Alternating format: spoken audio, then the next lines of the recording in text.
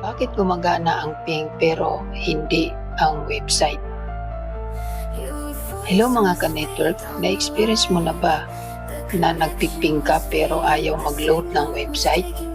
Today aalamin natin yan kung bakit nangyayari yan at ano talaga ang problema. So test natin, ipiping natin si 888.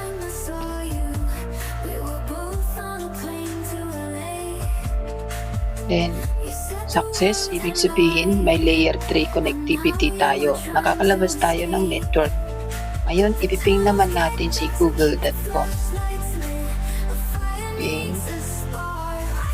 google.com. So, boom, failed. Bakit kaya?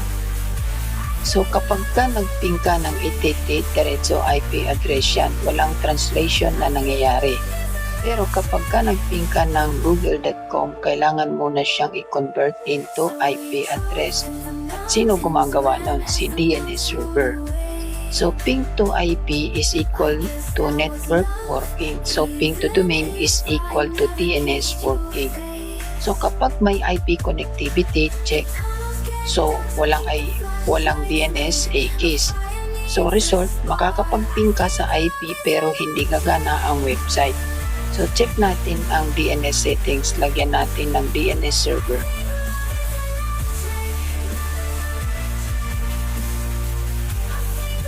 So, dito, simulate ko lang to.